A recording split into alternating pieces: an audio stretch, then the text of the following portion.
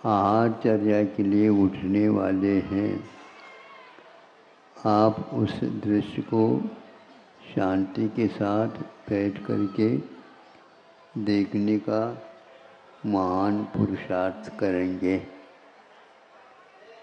कोई भी नहीं भूलेगा, और जो व्यक्ति भूलने वाले हैं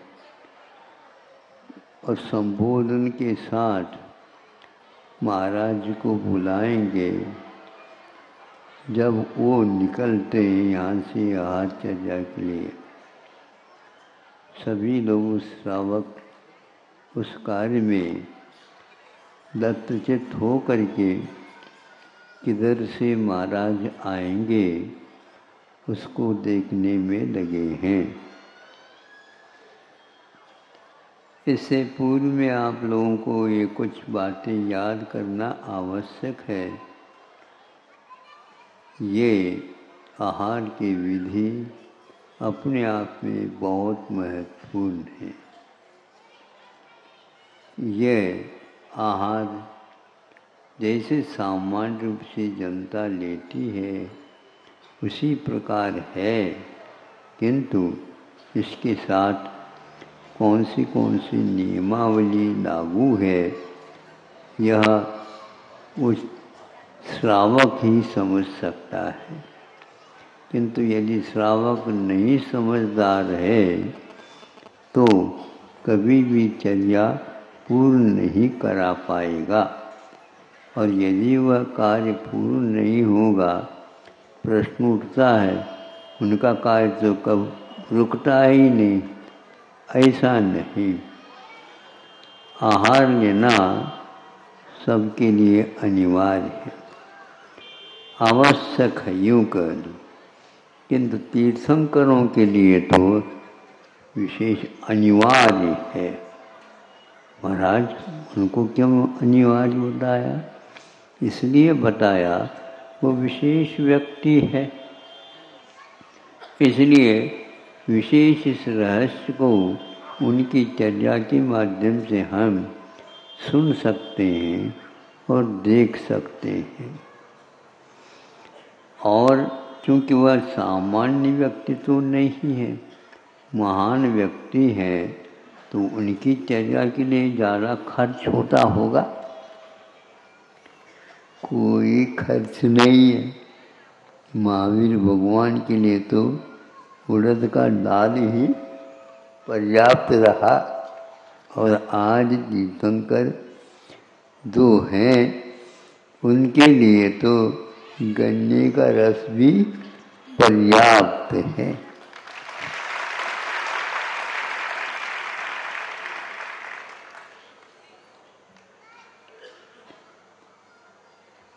क्या काम करता होगा इनको आहार लेने से? नहीं, यह शरीर अन्न का कीड़ा है, और उनका भी औदारिक शरीर है, हमारा भी औदारिक शरीर है।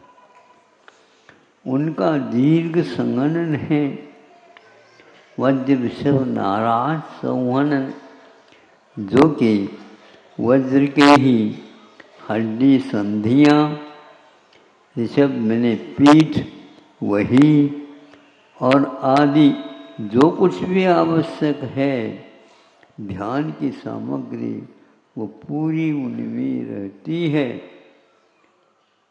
फिर भी अकाल मरण नहीं होता उनका, और जिनका इस प्रकार का है कुछ होता भी है।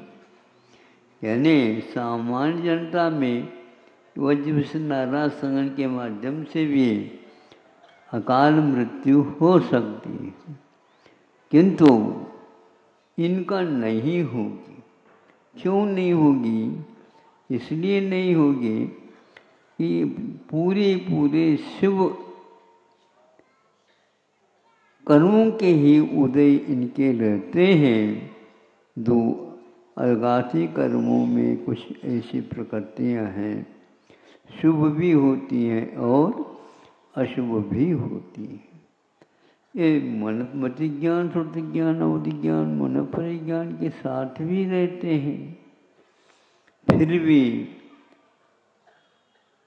उनको भी आकुलता भूख की होती है। सामान्य जनता जैसे आकुलता का प्रदर्शन करती है वैसा तो उनके यहाँ नहीं होगी, लेकिन उनको आकुलता नहीं है ऐसे कैसे समझे, और आकुलता होती है तो हम कैसे समझे, कैसे देखें। आहार के लिए उठ जाना ही आकुलता का प्रतीक है। मांगेंगे तो नहीं वो, किंतु नहीं मांगते हुए भी वो एक मांगने की पद्धति अलग। 10 बजे निकलेंगे, श्राव के यहाँ जाएंगे, परगहन आदि क्रिया होती हैं क्या नहीं देखेंगे। ये सब होने के उपरांत वे उनके भीतर से आकुलता रहती है। संकल्प उनका बहुत बड़ा है। 6 महीने तक उन्होंने संकल्प लिया था कि आहार के लिए उठना ही नहीं। बोलो 4 महीने तो फिर भी ठीक है, 6 महीने क्या उसको बोलते हैं, शांति के साथ खड़े होकर या बैठ करके बीच में विहार भी करते थे। सब होता हुआ भी उनको एक दिन आहार के लिए उठना ही पड़ा। आज अक्षय तृतीया है और अक्षय तृतीया में के दिन उनका आहार संपन्न हुआ था। 6 महीने के उपरांत उनको नहीं मिला था आहार, उठे तो थे, नहीं मिला तो पुनः 6 महीने का उन्होंने संकल्प। उनका ऐसा ही है, कभी उनका विकास रुकता नहीं था, तप में बढ़ता ही जाता था। पुनः ले लिया, अब 6 महीने तो वैसे ही उपवास थे, अब पुनः 6 महीने हो गए।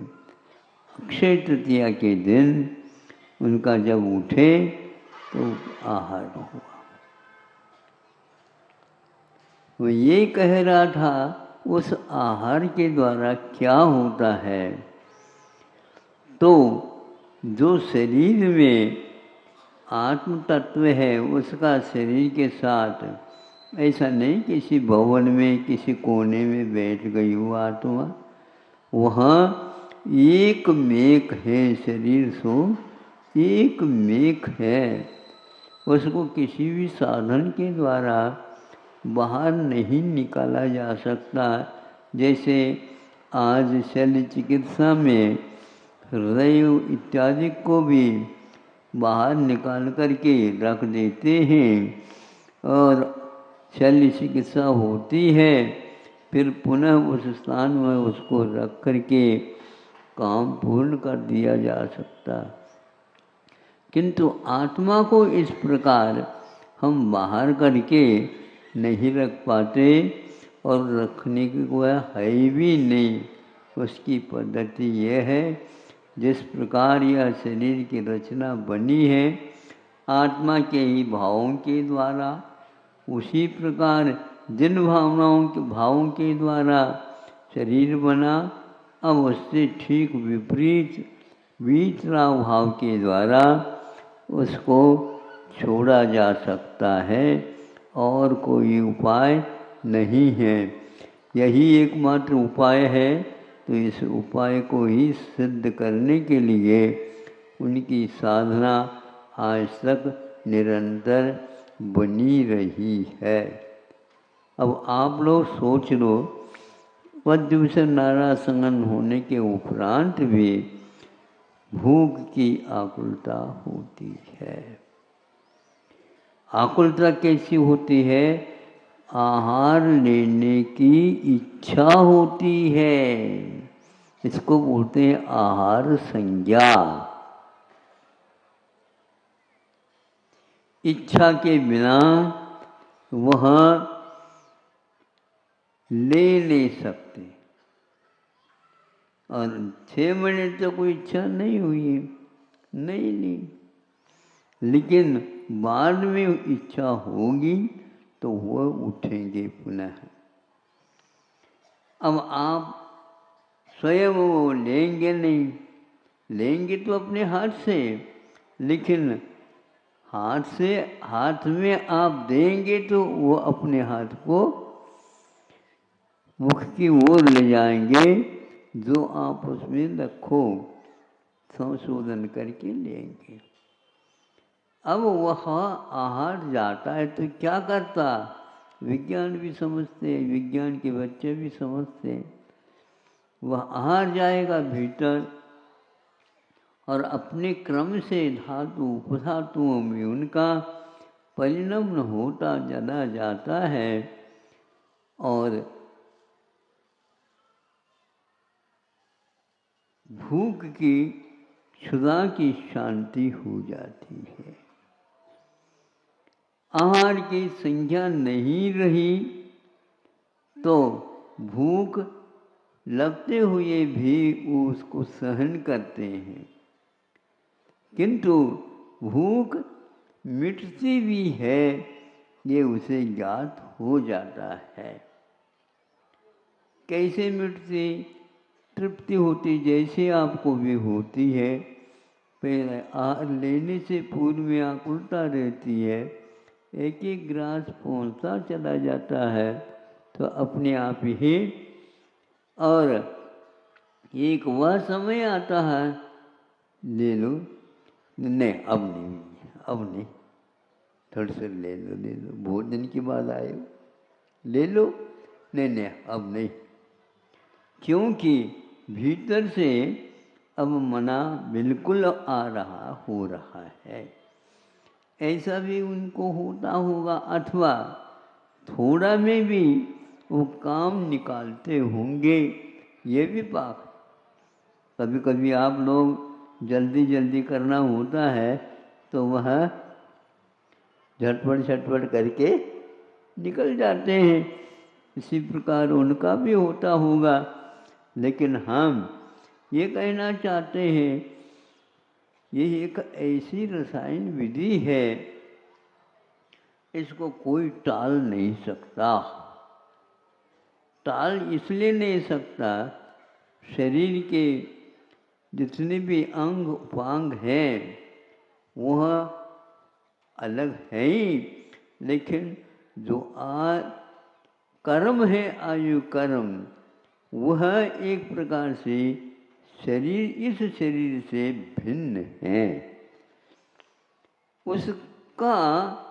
उसके लिए प्राण कहा गया है और उन प्राणों की रक्षा करने का संकल्प, जैसे कल कहा था, वे दया धर्म का पालन करते हैं, या अपना शरीर हो या दूसरे की शरीर हो, दूसरे के शरीर को अपने से धक्का न लगे, इस प्रकार की चर्या करते हैं, और अपने प्राणों को भी धक्का न लगे ऐसे भावों की प्रणाली बनाए रखते हैं।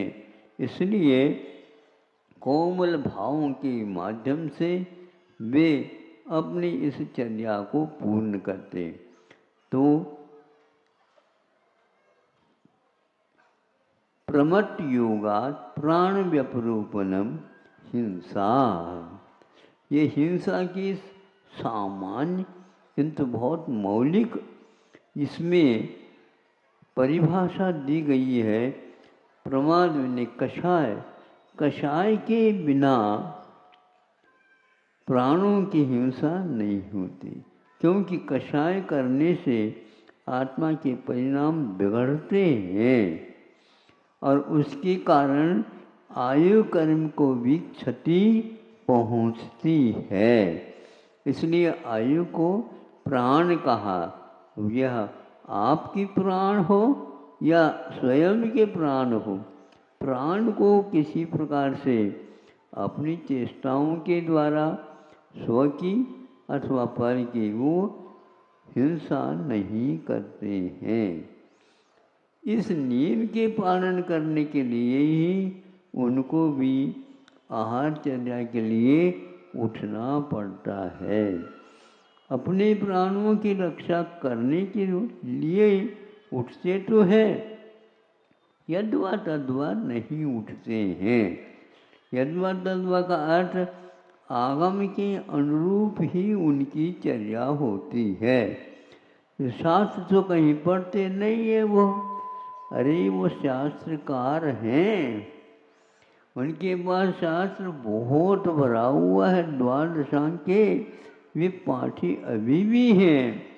फिर बाद में मध्याह्न में तो केवल ज्ञान होने वाला है। सुबह तो मन परिज्ञान तक रहा और मध्याह्न में केवल ज्ञान हुआ। तो हुआ ऐसे कैसे होता है? तो उनका कहना है कि आहार लेने से अलग प्रकार के भाव होते हैं, ये पक्का है। आप मानो या न मानो, किंतु भाव जो होते हैं वह कथनचित बाहरी हम लोगों की चेष्टाओं के कारण भी हुआ करते हैं। तो आहार की जो संज्ञा हुई है वो दिखावट के लिए नहीं हुई है। हाँ, संज्ञा हुई है, लेकिन यद्वा तद्वा भी नहीं हो सकती। संयम के साथ ही उसका साधन होता है, अन्य कारणों से नहीं। इसलिए आज आप लोग जो भगवान के होने से पूर्व में आहार की जो विधि आपके सामने आ रही है, और महाराज अब बहुत जल्दी जल्दी आने वाले हैं, समझ लो। आप बहुत शांति बनाए रखेंगे। यहाँ तो मानना तो पड़ेगा, महाराष्ट्र में बहुत गर्मी होती है। गर्मी काय चल रहा है? गर्मी न क्या करूँ? हाँ, गर्मी नहीं करना चाहिए, होती है, लेकिन फिर भी यहाँ पर एक ही बार कहने से सब लोग शांत बैठ जाते हैं। बुंदेलखंड के लोग नहीं बैठते थे। बुंदेलखंड के लोग अभ्यस्त होने के कारण नहीं बैठ पाते, क्या करें। अच्छा है, मतलब अब ज़्यादा अभ्यास कराने की कोई आवश्यकता उनको नहीं है, काफ़ी हो गया है, अभ्यस्त हो गए। किंतु यहाँ के लोग अभी धीरे धीरे सीख रहे हैं, इनको यह पंच कल्याण को मिला है। अच्छे ढंग से सीख लो, अच्छे ढंग से भाव कर लो। आप लोग भी ऐसे भाव तो कर सकते हैं ना। हाँ, तो भीतर जो आहार लेने के उपरांत पहुंच जाता है, वह आप लोगों के पेट में जिस प्रकार परिवर्तन होता जाता है, उसी प्रकार उनका भी वह आहार कुछ भी नहीं बचता है। इतनी ज्वालामुखी की अग्नि की भांति उनकी भूख रहती है, कितने भी खिलाओ वह कभी भी शांत नहीं होगी, फिर भी परिचय विजय प्राप्त करते हैं और उसके द्वारा ध्यान लग जाता है। सुनो, महत्वपूर्ण बात है, आहार लेने से ध्यान लगता है।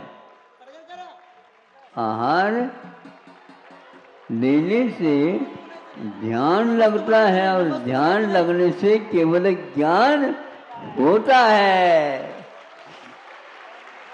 हाँ, नमस्तू म्हणायचं नाही, सोनं घ्या महाराज, सोनं घ्या महाराज, हाँ, रत्न घ्या महाराज, आमच्याकडे या, आहाराला या महाराज। ऐसे नहीं, मराठीत सांगा, हिंदीत सांगा, हिंदी। रत्न ले लो, हाँ, सोना ले लो महाराज। हाँ, हमारी प्रॉपर्टी आपके नाम से कर देते हैं महाराज जी। आओ। हमारे घर में आइए। हमारी कन्या ले लीजिए महाराज जी। कन्या। महाराज रत्न लीजिए, ये रत्न है। कन्या, कन्या का अर्थ कन्या। कन्या, रत्न लीजिए महाराज जी, रत्न लीजिए। ज्वार के कन्या, कन्हैया, कन्हैया। देखो आप लोग शांति से शुद्धि बोलो, अभी कुछ जानते तो है ही नहीं आप लोग, इसलिए महाराज रुक नहीं पा रहे हैं। रोको, देखेंगे महाराज जी को। हमारे लिए ज़्यादा करते हो, करो वहाँ पर देखेंगे अब। हाँ, ये इधर उधर देख नहीं रहे हैं, किंतु ध्यान अवश्य है उनका, ध्यान उनका अवश्य है। कौन दाता कहाँ पर खड़ा है ये यहाँ पर देखेंगे। न मरुदेवी, न नाभिराय, और न ही ब्राह्मी सुंदरी, न ही और अन्य राजा। भरत बाहुली चक्रवर्ती, चक्रवर्ती ने तो सोचा होगा आज तो हमारे यहाँ ही होगा, क्या होगा तुम्हारे यहाँ बताओ। मात्र प्रतीक्षा करते रहो। चक्रवर्ती है तो घर में रहो, किंतु चक्रवर्ती काम नहीं करेगा। बाहुबली मैं कामदेव हूँ, हाँ हैं, किंतु आपके यहाँ आ जाते हैं, देख लो महाराज। हाँ, बहुत यह एक विधि ऐसी है, इसके द्वारा जो खाया हुआ है वह प्राण के रूप में परिवर्तित हो जाते हैं, और उस प्राण के माध्यम से आयु कर्म की उदीरना धीरे धीरे रुकती चली जाती है, और उनकी तपो साधना निरंतर बढ़ती चली जाती है। इसी कारण नमस्तू म्हणायचं नाही, नमस्तू कोणी म्हणायचं नाही, हाँ। आताच नमस्तू कोणी म्हणायचं नाही। कन्या आणि ताक घ्या महाराज, कन्या आणि ताक, कन्या ताक, आंबील आंबील केले महाराज, आंबील। हमारे पास सोना है, सोना लीजिए। पूर्णाची पोळी महाराज जी रत्न है, रत्न है, रत्न लीजिए। हुकी हुकी महाराज जी राजमहल लीजिए, राजमहल हमारा लीजिए आप। आंबील केलं महाराज, आंबील आमच्या इथे आंबील। कन्या आणि ताक आहे महाराज, घ्या महाराज, जाऊ नका महाराज, हे घ्या महाराज, काहीतरी घ्या महाराज याच्यातलं। महाराज अहो ऐका महाराज जी, घ्या हो महाराज जी।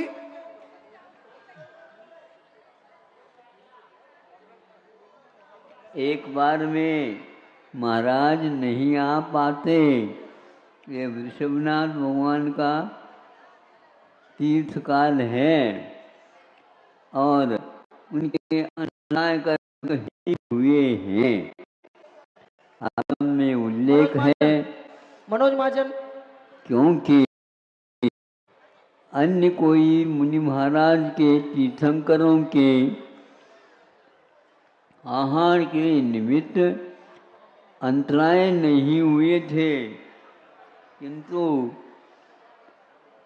आदिनाथ भगवान के जीवन काल में उन्होंने 6 महीने के बाद उठे और अंतराय हुआ, किसी ने भी पढ़ाए नहीं।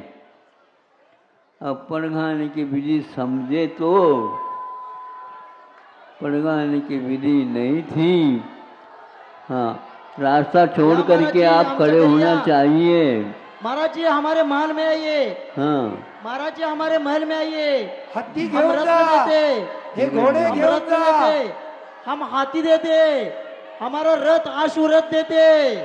आइए महाराज जी, हमारे घर में आइए महाराज जी, हमारे ऐसे घर में आइए नहीं, महाराज जी। विधि से बोलो, अब हमारे घर में सीधे आ जाए, कोई नहीं आएगा आपके यहाँ। हाँ देखो पड़गान हो गया, देखो श्रेयांश राजा और सोमदेव इनके यहाँ हुआ, चक्रवर्ती के यहाँ नहीं हुआ। अभी भी महाराज जी लौट सकते हैं? सावधानी लौट रखिए, सकते नहीं तो हैं। लौट सकते। अच्छा अच्छा, चौके में सावधानी रखिए, नहीं तो महाराज जी लौट सकते हैं वापिस। रोक दिया होगा इन लोगों ने।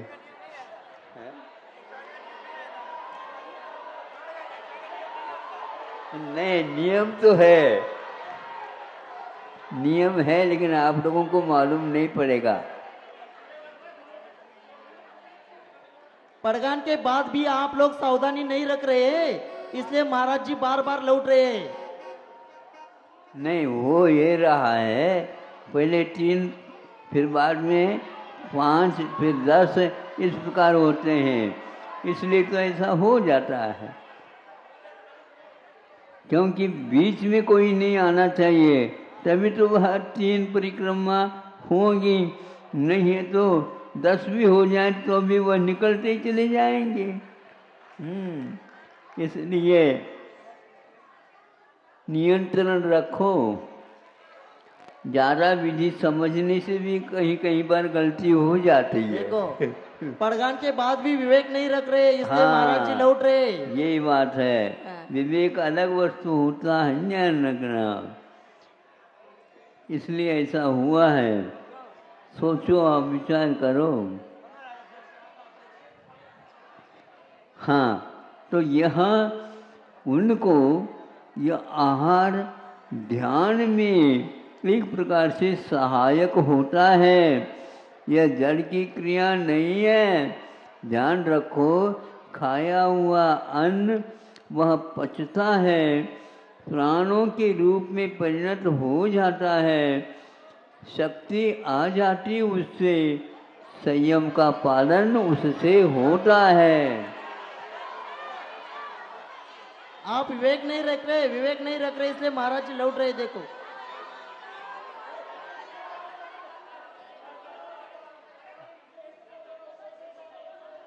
यहाँ पर भी नहीं हुआ।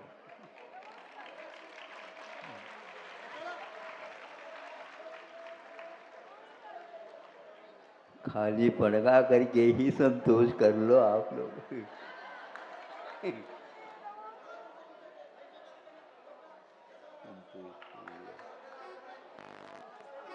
निकल जाएंगे जैसे। कितने हो गए सुन तो लो।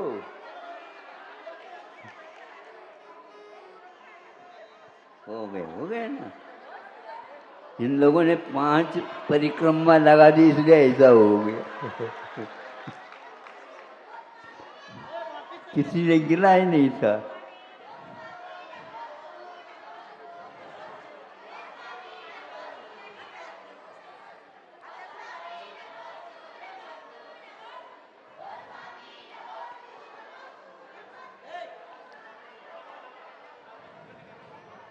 महाराज जी का राजा श्रेयांश और राजा सोम, इनके महल में पड़गान हो गया है। हाँ, ये बात है। देखो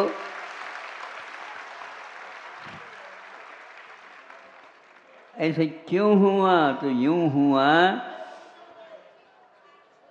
पूर्व जीवन में चारण ऋद्धि मुनि महाराज को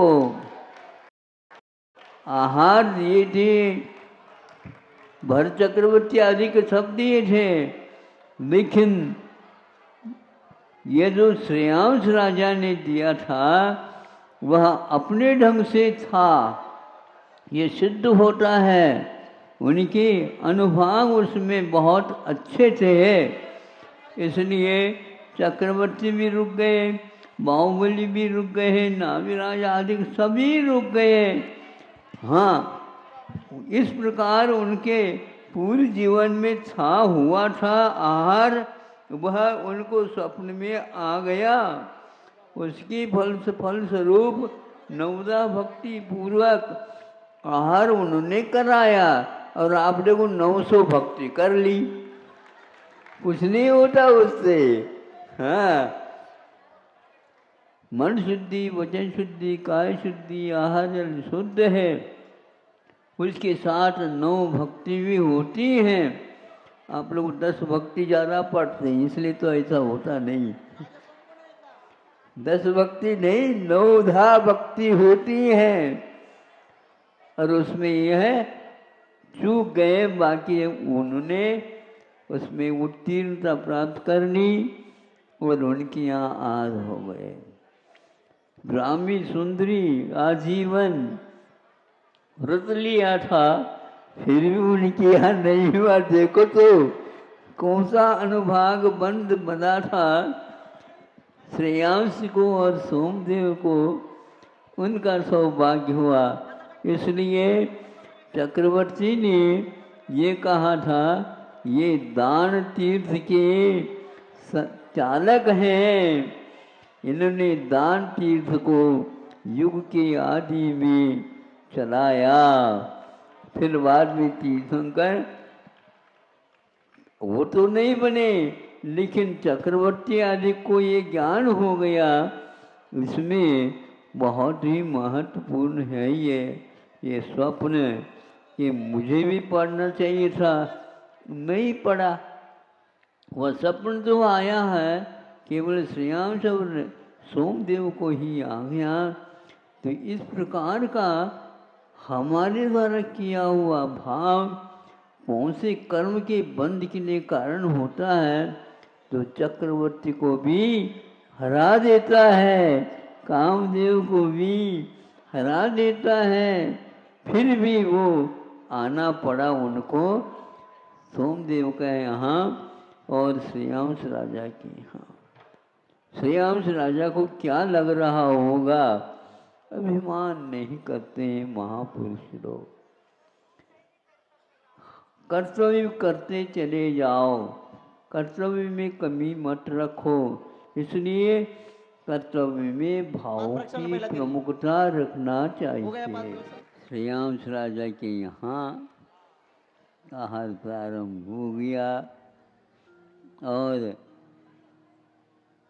उधर आसमान से रत्नों की वृष्टि भी, गंधोदक वृष्टि, पुष्प वृष्टि, रत्नों की वृष्टि हो गई। किंतु चक्रवर्ती के घर के ऊपर क्या ये वैचित्र है, पुण्य देखो कैसा फलता है। इससे सिद्ध होता है वो जहाँ पर आगे हाथ करते हैं और उसमें डाला जाता है, यह दाता का हाथ ऊपर है और पात्र का हाथ नीचे है। अपने मान को गलाने का ये बहुत सुंदर उदाहरण है। यह ऐसा करना पड़ता है। मुनि महाराज चाहे सामान्य हो चाहे विशेष श्रावक हो, उनके सामने यूँ मांग नहीं रहे हैं, अपने सामने कर रहे हैं। प्रकारांतर से वो मांगने का ही नाम माना जाता है, लेने का है ये, देने का तो ऊपर वाले देते हैं। धन्य है, इसी मार्ग को अपनाने से केवल ज्ञान की प्राप्ति हो जाती है, अन्यथा कुछ भी नहीं होती। ऐसा गाढ़ श्रद्धा श्रावकों को, श्रमणों को, दोनों को भी करना चाहिए। अहिंसा परमो धर्म की जय।